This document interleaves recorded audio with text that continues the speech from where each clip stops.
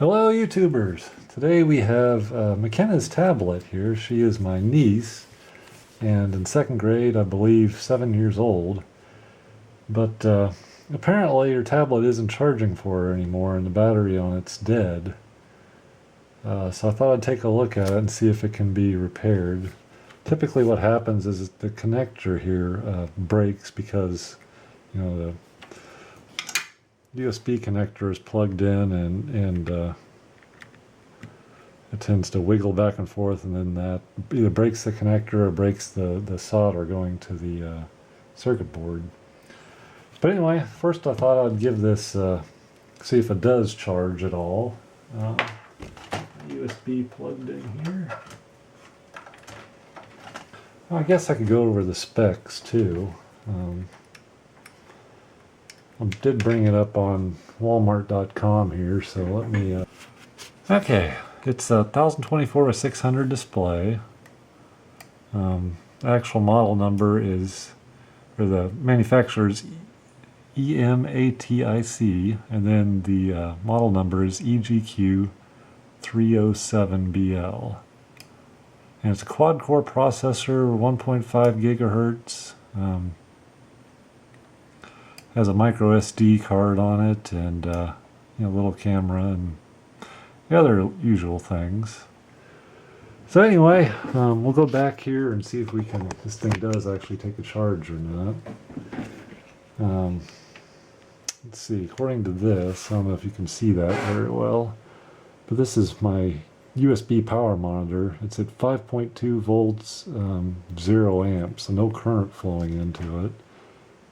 Sometimes if you flex the connector a little bit, you can get it to, ooh, there we go. Whoop. You can get it to start charging sometimes if it's just a broken solder connection. Huh, that's interesting. Had it there for a second, something happened. Nothing seems to be happening now. But anyway, I thought I'd take this apart and see if we can find what the problem is. Did look at this before, and it doesn't look too difficult to take apart. We have two small screws on the bottom side here next to the power button and the HDMI output, which is this connector here. This is our micro SD and of course headphone output, and have a little speaker here, and I think the camera's right there.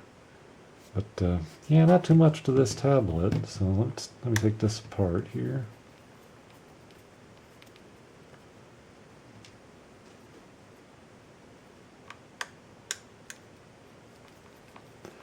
And we'll get our spudger in there and set these screws over to the side.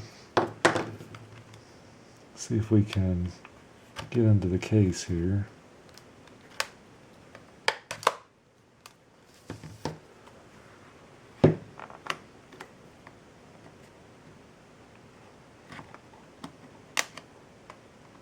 Come on.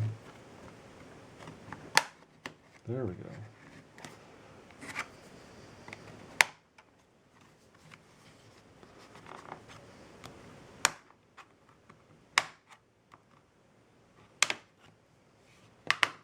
Beautiful. Oops.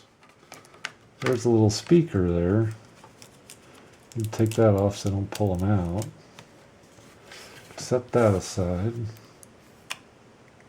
And looks like we have some tape holding things down here, so we definitely need to take that off. Looks like this connector flips up. Yeah, there we go. I imagine that's for the LCD there. Maybe touchpad or touchscreen, I don't know. Looks like we have some more screws on here to take off in order to get to the USB connector. So I will go ahead and do that. Take that off there.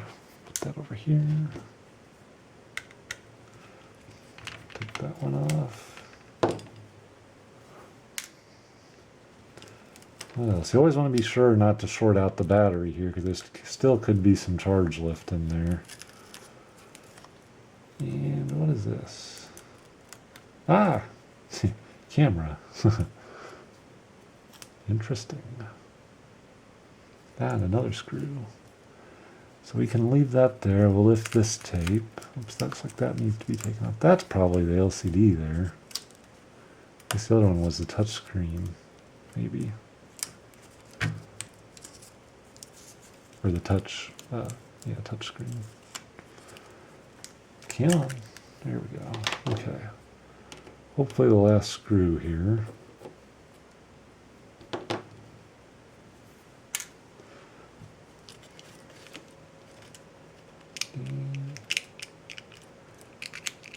Take that tape off. Oh, there we go. It kind of lifts out. Now I'll get the microscope and see what I can see on the connections there.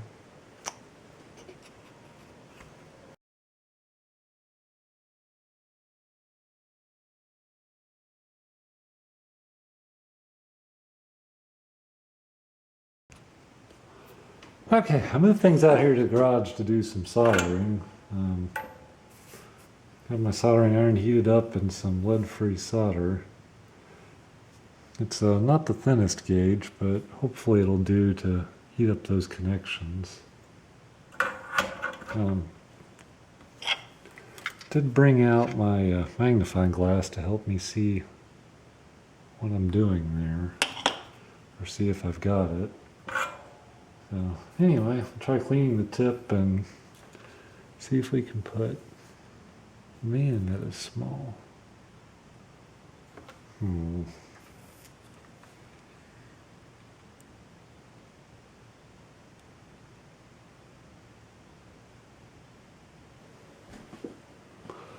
Okay, I think I got it repaired here. What I ended up doing was using a soldering iron to put a big blob of solder on the USB connector, and then I took some desoldering braid like this, or solder wick I guess is what this is called, and to remove the big glob of solder this is my soldering iron, I put this down and heated that up and removed the excess solder and left the connector attached securely to the board.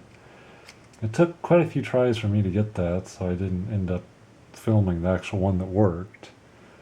So, but anyway, I'm going to try powering it up. I tried it once before and it seemed to be charging, so that's good.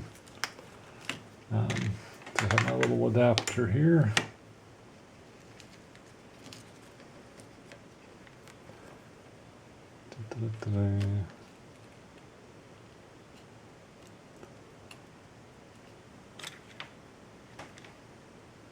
And nothing.